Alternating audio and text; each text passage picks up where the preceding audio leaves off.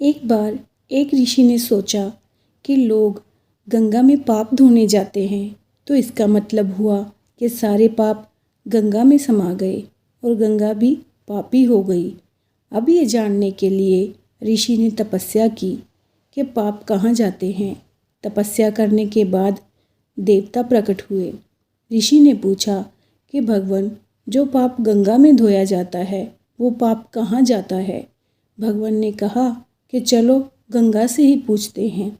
दोनों गंगा के पास गए और कहा कि हे गंगे, जो लोग तुम्हारे यहाँ पाप धोते हैं तो इसका मतलब आप भी पापी हुई।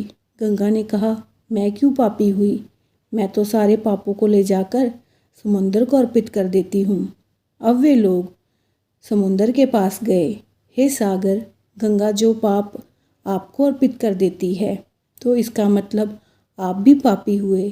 समुंदर ने कहा, मैं क्यों पापी हुआ, मैं तो सारे पापों को लेकर भाप बनाकर बादल बना देता हूँ। अब वे लोग बादल के पास गए। हे बादलों, समुंदर जो पापों को भाप बनाकर बादल बना देते हैं तो इसका मतलब आप पापी हुए। बादलों ने कहा, हम क्यों पापी हुए, मैं तो सारे पापों को वापस पानी बरसाकर धरती पर भेज देता हूँ, जिससे अन्न उपजता है, जिसको मानव खाता है। उस अन्न में जो अन्न जिस मानसिक स्थिति से उगाया जाता है और जिस वृत्ति से प्राप्त किया जाता है, जिस मानसिक अवस्था में खाया जाता है, उसी अनुसार मानव की मानसिकता बनती है। शायद इसलिए कहते हैं, जैसा खाए अन्न वैसा होए मन। इसका अर्थ है कि अन्न को जिस वृत्ति से प्राप्त किया जाता है और जिस मानसिक अवस्था में खाया जाता है, वैसे ही विचार मानव के बन जाते हैं।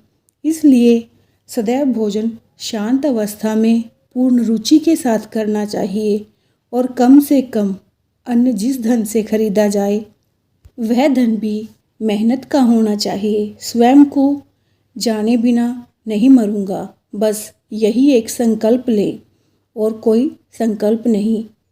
एक पंडित जी कई वर्षों तक काशी में शास्त्रों का अध्ययन करने के बाद अपने गांव लौटे।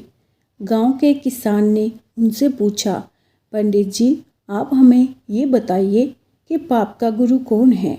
प्रश्न सुनकर पंडित जी चकरा गए, क्योंकि भौतिक व आध्यात्मिक गुरु तो होते हैं, लेकिन पाप का भी गुरु होता है, ये उनकी समझ और अध्ययन के बाहर था। पंडित जी को लगा कि उनका अध्ययन अभी अधूरा है, इसलिए वे फिर काशी लौटे। फिर अनेक गुरुओं से मिले, मगर उन्हें किसान के सवाल का जवाब नहीं मिला। अचानक एक दिन उनकी मुलाकात एक वैश्या से हो गई। उसने पंडित जी से उनकी परेशानी का कारण पूछा तो उन्होंने अपनी समस्या बता दी। वैश्या बोली, पंडित जी, इसका उत्तर है तो बहुत ही आसान, लेकिन इसके लिए कुछ दिन आपको मेरे पड़ोस में रहना होगा। पंडित जी के हाँ कहने पर उसने अपने पास ही उनके रहने की अलग से व्यवस्था कर दी। पंडित जी किसी के हाथ का बना खाना नहीं खाते थे, नियम आचार और धर्म के कट्टर अनुयायी थे, इसलिए अपने हाथ से खाना बनाते और खाते।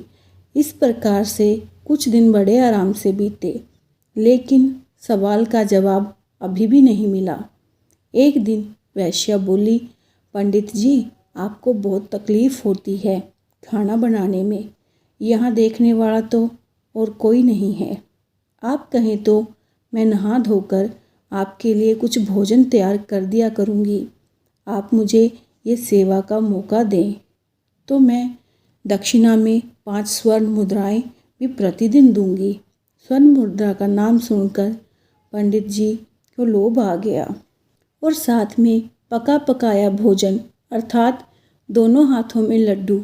इस लोभ में पंडित ने अपना नियम, व्रत, आचार विचार, धर्म सब कुछ भूल गया। पंडित जी ने हामी भर दी और वैश्या से बोले, ठीक है, तुम्हारी जैसी इच्छा, लेकिन इस बात का विशेष ध्यान रखना कि कोई देखे नहीं तुम्हें मेरी कोठरी में आते जाते हुए वैश्या ने पहले ही दिन कई प्रकार के पकवान बनाकर पंडित जी के सामने परोस दिए। पर ज्यों ही पंडित जी ने खाने के लिए तैयार हुए, वैसे ही वैश्या ने उनके सामने से परोसी हुई थाली खींच ली।